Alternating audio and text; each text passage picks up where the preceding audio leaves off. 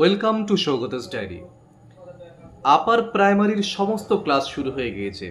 আজকে বাংলা পেডা থেকে আমরা একটি বিষয়ের সম্পর্কে জানবো এবং তার থেকে যত রকমের প্রশ্ন হয় আমরা এক জায়গায় করব। আপনারা এই সমস্ত কিছু যা যা প্রশ্ন উত্তর দিচ্ছি প্লাস আলোচনার যে মূল পয়েন্টগুলো সেগুলো আপনারা নোট ডাউন করে নিতে পারেন। যদি মনে করেন পিডিএফ কালেক্ট করব, এই নম্বর থেকে আপনারা পিডিএফও কালেক্ট করে নিতে পারেন। ওকে, আজকের টপিক হচ্ছে ব্যাকরণ শেখার উদ্দেশ্য। খুব ছোট্ট টপিক, কিন্তু রেডি করতে হবে। আমি প্রত্যেকটা সাবজেক্টের প্রত্যেকটি টপিক ধরে সমস্ত আলোচনা খুব সহজ সরল ভাষায় করে দিয়ে তারপরে সেখান থেকে যত প্রশ্ন হয় সেগুলোকে এক জায়গায় করে দিচ্ছি। আজকেও ঠিক তাই করছি। ব্যাকরণ শেখার উদ্দেশ্য। অনেকের কাছেই ব্যাকরণ মানে একটা ভয়ের ব্যাপার। সংজ্ঞা মুখস্থ করা, নিয়ম মুখস্থ করা, পরীক্ষা দিয়ে ভুলে যায় অনেকে কি লিখে আসলো ব্যাকরণের।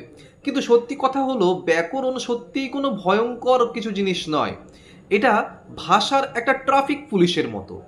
রাস্তায় সব গাড়ি যদি যে যার মতো করে চলে তাহলে কি হবে? পুরো জ্যাম হবে, দুর্ঘটনা হবে, বিশৃঙ্খলা হবে। ঠিক তেমনই ব্যাকরণ ছাড়া ভাষাও একদম এলোমেলো হয়ে যায়। তাই ব্যাকরণ পড়ানোর মূল উদ্দেশ্য হলো ভাষাকে সঠিক, সুন্দর, অর্থপূর্ণভাবে ব্যবহার শেখানো। এবার একটা মজার উদাহরণ দিই, যদি আমি ভাত খাই না বাবা, আর আমি ভাত খাই একটা কমা, তারপরে না বাবা, মানে কি হলো? আমি ভাত আমি ভাত খাই না বাবা, এই যে একটা কমা দিলাম, এই কমাতে পুরো অর্থটা বদলে দিল। এই যে ছোট্ট একটি জিনিস, ব্যাকরণ এটি শেখায়। এবার আমরা একে একে ব্যাকরণ পড়ানোর উদ্দেশ্যগুলো বুঝবো, যেখান থেকে প্রশ্ন হবে। প্রথম উদ্দেশ্য কি? শুদ্ধ ভাষা ব্যবহার শেখা এবং শেখানো। যাই হোক, শিক্ষককে বোঝাতে হবে সব ভাষাই মূল্যবান, কিন্তু পরিস্থিতি অনুযায়ী ভাষা কিন্তু বদলাতেও হয়। বন্ধুর সাথে একরকম ভাষা, পরীক্ষার খাতায় আর এক রকমের ভাষা। তাহলে সেই ভাষা যদি সঠিকভাবে শিখতে হয়, ব্যাকরণ তাকে জানতেই হবে। দ্বিতীয় উদ্দেশ্য, ভাব প্রকাশের ক্ষমতা বৃদ্ধি।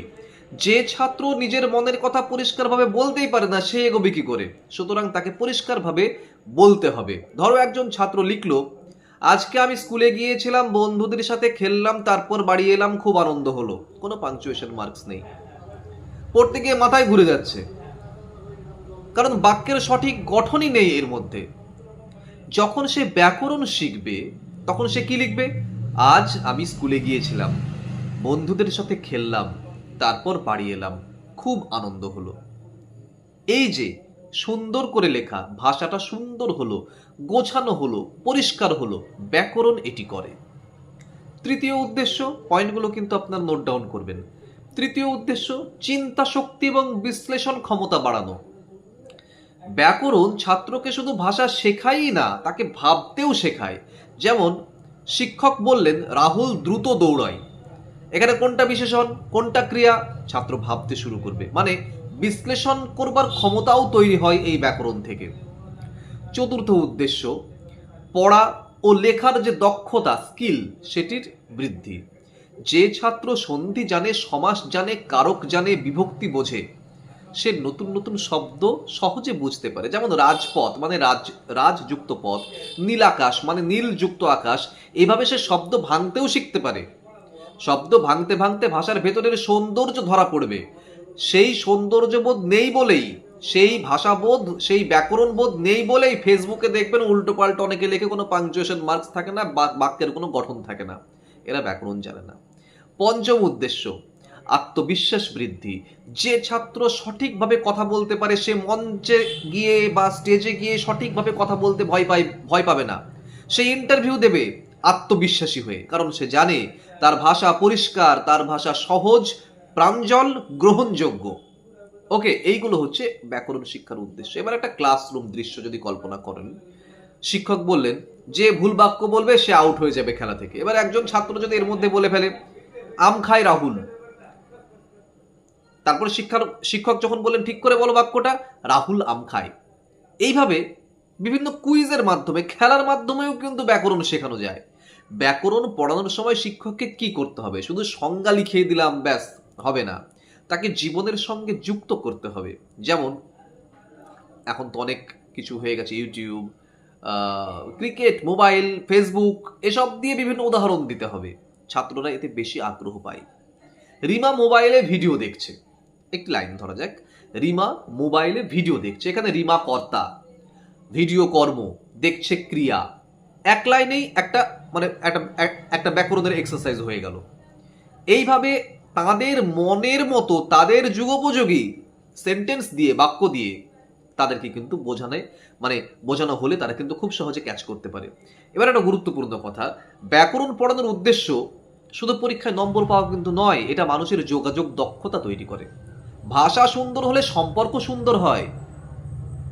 যে উল্টো পাল্টা করে কথা বলে, বাক্য গঠন জানে না, তাদের সঙ্গে কথা বলতে ভালো লাগে না আমাদের। ভুল ভাষা অনেক সময় ভুল বোঝাবুঝিও তৈরি করে, তাই যোগাযোগের জন্য অবশ্যই সঠিকভাবে শিখতে হবে ব্যাকরণ। ভিত যদি মজবুত না হয় বাড়ি টেকে না। ব্যাকরণ সেই ভাষার ভিত, অর্থাৎ ভাষা আমাদের পরিচয়, আর ব্যাকরণ সেই পরিচয়কে সুন্দর করে তোলে। ওকে, এবার এই টপিক থেকে যে প্রশ্নগুলো পরীক্ষায় আসতে পারে সেই প্রশ্নগুলো আমি এক জায়গায় করে দিচ্ছি, আপনারা এগুলোকে নোট ডাউন করুন। যদি মনে করেন পিডিএফ কালেক্ট করবেন, পিডিএফও কালেক্ট করে নিতে পারেন। ব্যাকরণ পড়ানোর প্রধান উদ্দেশ্য কি? ভাষাকে শুদ্ধ, সুন্দর, নিয়ম মাফিকভাবে ব্যবহার শেখানো। ব্যাকরণ কেন প্রয়োজন? ভাষাকে স্পষ্ট করতে, অর্থপূর্ণ করতে, সহজবোধ্য করে তুলতে ব্যাকরণ প্রয়োজন। ব্যাকরণকে ট্রাফিক পুলিশের সঙ্গে তুলনা করা হয় কেন? কারণ ব্যাকরণ ভাষাকে নিয়মের মধ্যে রাখে এবং বিশৃঙ্খলা দূর করে। এই সমস্ত যা যা বলছি, সমস্ত স্পিরিটটাকে গ্রহণ করুন, যেভাবেই প্রশ্ন আসুক না কেন এর মধ্যে থেকে উত্তর হবে। ব্যাকরণ কিভাবে শুদ্ধ ভাষা ব্যবহারে সাহায্য করে?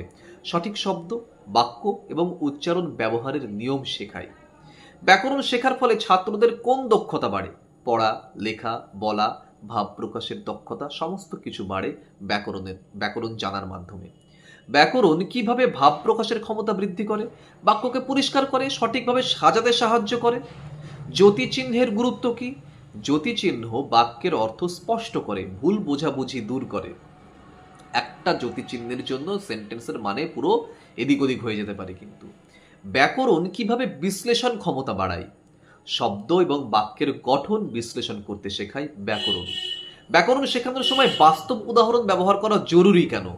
এতে ছাত্ররা সহজে বুঝতে পারে, মনে রাখতে পারে। খেলার মাধ্যমে ব্যাকরণ শেখানোর সুবিধা কি? শেখা আনন্দদায়ক হয়, ছাত্রদের ভয় কমে যায়।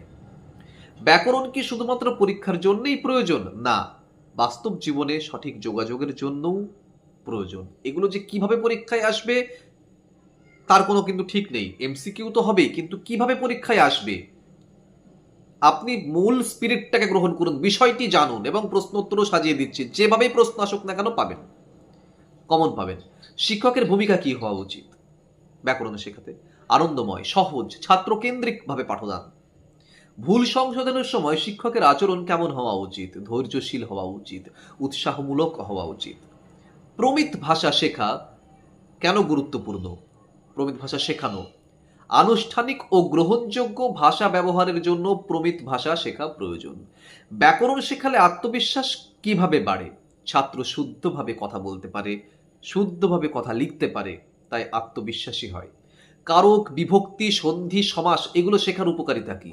শব্দ এবং বাক্যের গঠন সহজে বোঝা যায়।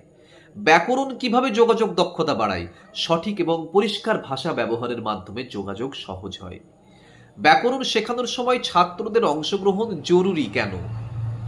এতে শেখা স্থায়ী হয়, কার্যকর হয়। ব্যাকরণ ভাষাকে কিভাবে সুন্দর করে তোলে? ভাষাকে শৃঙ্খলাবদ্ধ করে, ভাষাকে মার্জিত করে, ভাষাকে অর্থপূর্ণ করে তোলে। ব্যাকরণ শিক্ষার চূড়ান্ত লক্ষ্য কি? ব্যাকরণ শিক্ষার চূড়ান্ত লক্ষ্য হচ্ছে ভাষার সঠিক ও কার্যকর ব্যবহারকে নিশ্চিত করা।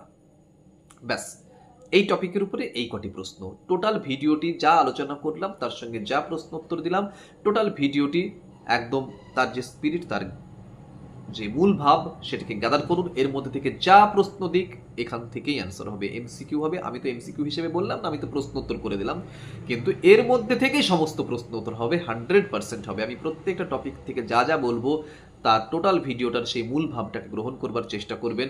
একদম সমস্ত কিছু কমন পাবেন, নোট ডাউন করুন। যদি মনে করেন পিডিএফ কালেক্ট করবেন, পিডিএফ কালেক্ট করে নিতে পারেন। সেই পিডিএফে আপনারা প্রশ্নোত্তরগুলোও পাবেন, আমি যে আলোচনাটা করলাম সেই আলোচনাটিও পাবেন। সমস্ত কিছু টোটাল ভিডিওতে যা যা কিছু বলেছি একদম লাইন বাই লাইন পাবেন, সমস্ত কিছু এক জায়গায়। ওকে, আপার প্রাইমারির প্রত্যেকটি সাবজেক্টের ভিডিও কিন্তু চলে আসছে ইউটিউবে আমার সৌগত ডায়েরি চ্যানেলে। সেখান থেকে এগুলোকে নোট ডাউন করো এবং চ্যানেলটিকে ফলো করো। চ্যানেলটিকে যদি ফলো না করো, চ্যানেলটিকে যদি সাবস্ক্রাইব না করো, বেল আইকনটি যদি প্রেস না করে থাকো, তাহলে এই ধরনের এত ছোট ছোট ভিডিওর মধ্যে এত স্টাডি মেটেরিয়াল আর কোথায় পাবে? ইউটিউবে খুব একটা মনে হয় পাবে না কোথাও। তাই চ্যানেলটিকে সাবস্ক্রাইব করো। এইটি আমার ফোন নম্বর, যদি মনে হয় আমার সঙ্গে যোগাযোগ করবে আপার প্রাইমারি সংক্রান্ত পড়াশোনার কোনো ব্যাপারে, আমার সঙ্গে এই নম্বরে হোয়াটসঅ্যাপে কথা বলতে পারো, মেসেজ পাঠিয়ে রেখো, আমি উত্তর দেবো। চ্যানেলটিকে অবশ্যই সাবস্ক্রাইব করো, বেল আইকনটি প্রেস করে রাখো। দেখা হচ্ছে পরের ভিডিওতে খুব তাড়াতাড়ি।